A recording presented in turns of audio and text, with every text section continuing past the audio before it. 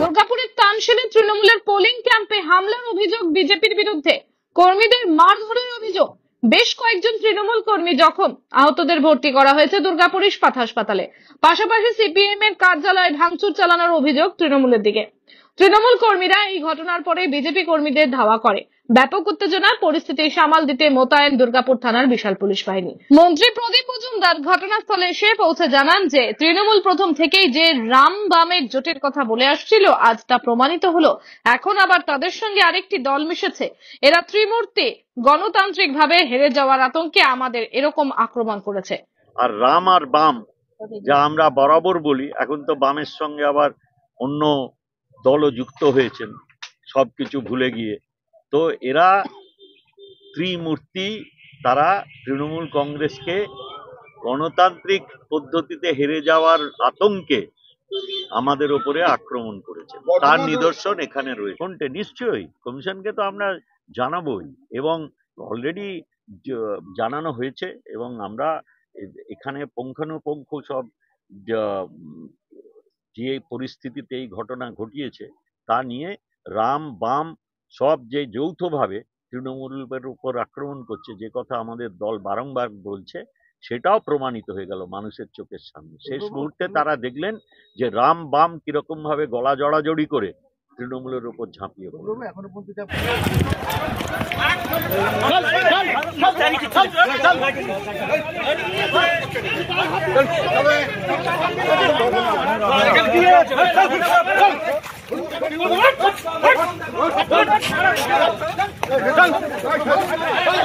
অন্যদিকে সিপিএম নেতা পঙ্কজ রায় সরকার ঘটনাস্থলে এসে জানান যে তৃণমূল এদিন সকাল থেকেই বিভিন্ন বুথে বুথে লোক জমা করছিল। তিনি আরো বলেন, তাদের ক্যাম্প অফিস ভাঙচুর করেছে তৃণমূল। ইতিমধ্যে নির্বাচন কমিশনে অভিযোগ দায়ের করার পর পুলিশ এসেছে, দাবি সিপিএম নেতার। সিকোয়েন্সটা কি আছে? সিকোয়েন্স হচ্ছে যে তৃণমূল প্রথমে হচ্ছে ফলস পোলিং দিয়েছে এবং ক্যাম্পের প্রেমিসেসের মধ্যে আনঅথরাইজড অ্যাসেম্বলিং করেছে। সবুজ সেনা বলে ড্রেস পরে 100 জন বারবার হচ্ছে এদিক দিয়ে আসা যাওয়া করছে। তারপরে সিপিএম প্রতিরোধ করেছে। প্রতিরোধের পরে যে সিপিএম এর ক্যাম্প অফিস ভাঙচুর করেছে। ভাঙচুর করার পর তারপরে কে কোথার থেকে কার ক্যাম্প অফিস যদি কেউ ভাঙচুর করে, কেউ আঙুল মানে চুষে বসে থাকবে না। আজকের দিনে আমরা একজন মহিলাকে আক্রান্ত হয়েছে। আমরা বারবার বলেছিলাম তৃণমূল কংগ্রেসকে দুটো কথা, যে এক হচ্ছে যে শান্তিতে ভোটদান পর্ব দিতে দিন, আর দুই আপনাদের ভোট সামলান। নিজেদের ভোট সামলাতে পারছে না, সব বিজেপিতে চলে গেছে গিয়ে এখন হচ্ছে যে এইসব হচ্ছে নৌটঙ্গি শুরু করেছে চারিদিকে। এখন লাস্ট মুহূর্তে নৌটঙ্গি শুরু করেছে। যা আছে তাদের নামে কমপ্লেন অলরেডি হয়ে গেছে, পুলিশ দেখেছেন, পুলিশ আমাদের কমপ্লেনের ভিত্তিতে এসছে। আমি অনেকটা দূরে ছিলাম, সেখান থেকে ছুটে আসতে হলো। এবং আমরা পরিষ্কার কথা আমরা বলছি যে এই ঘটনা ঘটলো কি করে, প্রেমিসেসের ভিতরে তৃণমূলের এতগুলো ছেলে ঢুকলো। আর তৃণমূলের কি রাইট হয়ে গেল নাকি যে হচ্ছে সিপিএম এর ক্যাম্প অফিস ভাঙবে বা হচ্ছে অন্য বিরোধী দলকে মারবে? এটা তৃণমূলের রাইট হয়ে গেছে নাকি? এটা জন্মগত অধিকার হয়ে গেছে ওদের। সেন্ট্রাল ফোর্সের ভূমিকা তো ভালো থাকলে তো ভিতরে ঢুকতে পারতো না। সেন্ট্রাল ফোর্সের ভূমিকা যা হওয়া উচিত ছিল তা যদি হতো তাহলে তো হচ্ছে ভিতরে ঢুকতো। তৃণমূলের কথা আজকে তৃণমূলের নেতারা বিশ্বাস করে না, ওদের কথা কোনো রিপ্লাই দেওয়ার মানেই হয় না।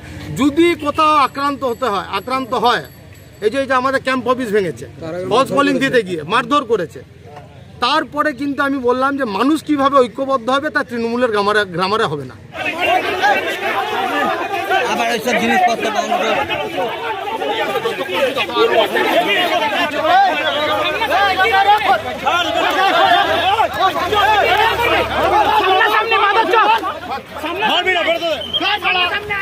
বিজেপি নেতা প্রদীপ মণ্ডল জানান, সকাল থেকে শান্তিপূর্ণভাবেই ভোট হচ্ছিল এলাকাতে। তৃণমূল বুথ দখল করতে না পেরে তাদের ক্যাম্প অফিসে হামলা চালায় এবং এক মহিলা কর্মীকে ব্যাপক মারধর করে বলেও বিজেপি নেতার অভিযোগ। যে অভিযোগ করছে ওনাদেরকে জিজ্ঞেস করুন কি শান্তিভাবে সকাল থেকে ভোট হচ্ছে, ভালোভাবে হচ্ছে, পুরো টাউনশিপে কোথাও অশান্তি হচ্ছিল না। ওরা কি করেছে, বুথে ঢুকতে পারছে না, বুথ ক্যাপচার করতে পারছে না, বিএসএফ আছে বুথে ঢুকতে পারছে না, তো কি করবে, বাইরে গিয়ে অশান্তি ফেলাবে। ওরা ভাঙচুর হয়েছে তো আমরা ভাঙচুর করেছি, ওরা এসে সিপিএমকে ভাঙচুর করেছে। আমাদের বিজেপি মহিলা ক্যাম্পে বসেছিল চুপচাপ শান্তিতে, ওকে বাঁশ লাঠি দিয়ে মেরেছে, এত মার মেরেছে অজ্ঞান হয়ে গেছে। আমরা হসপিটাল নিয়ে গেলাম যখন খবর পেয়েছি, নাহলে ও বাঁচতো না। একটা মহিলাকে এরকম মারতে পারে?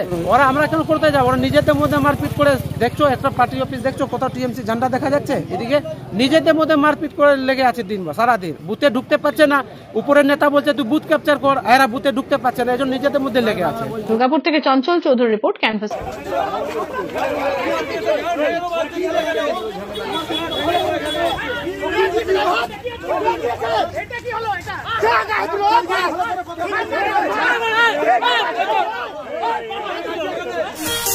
কাজের প্রেসার, চাইছেন একটু রিল্যাক্স, একদিনের উইকেন্ডে শহর থেকে দূরে কোথাও যেতে চাইছেন, কিন্তু যাবেন কোথায় ভেবে উঠতে পারছেন না।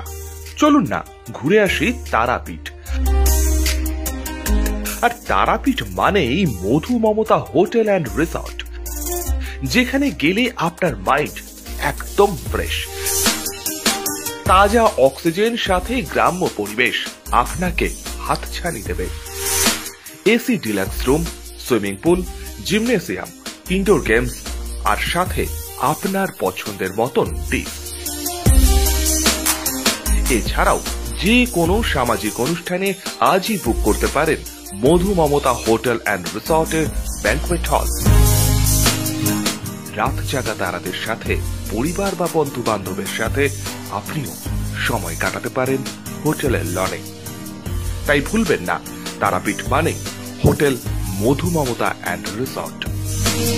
ঠিকানা hotel Madhu Mamata and resort, Tarapith, Tarapith road, Indian oil petrol পাম্পের ঠিক বিপরীতেই, তারাপীঠ, বীরভূম। যোগাযোগ নম্বর 9775555599 অথবা 9002410083। বীরভূম মানে তারাপীঠ, আর তারাপীঠ মানে মধু মমতা হোটেল অ্যান্ড রিসর্ট। প্রিয়জনের অসুস্থতায় দিশাহীন, চিকিৎসার সঠিক দিশা পেতে ফোন করুন 7477716138, 7477171139 এই নম্বরে। শহর দুর্গাপুরে চিকিৎসার নতুন দিশা, life care hospital. Life care takes care of your health. প্রবীণদের জন্য রয়েছে বিশেষ ছাড়। স্বাস্থ্য সাথী সহ সমস্ত মেডিক্লেম ইন্স্যুরেন্সের চট জলদি সমাধান। অভিজ্ঞ চিকিৎসক মন্ডলীর দ্বারা সঠিক রোগের নির্ধারণ ও চিকিৎসা। সিটি সেন্টারে ডক্টরস কলোনির পাশেই বর্তমানে শহরের চিকিৎসার অন্যতম epicentre life care hospital, passion for care and cure.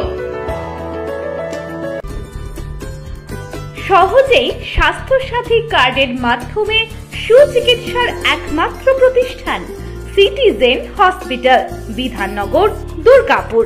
Helpline number 9800897855। অ্যাপয়েন্টমেন্টের জন্য ফোন করুন 7477783932 কিংবা 9933475697 এই নম্বরে।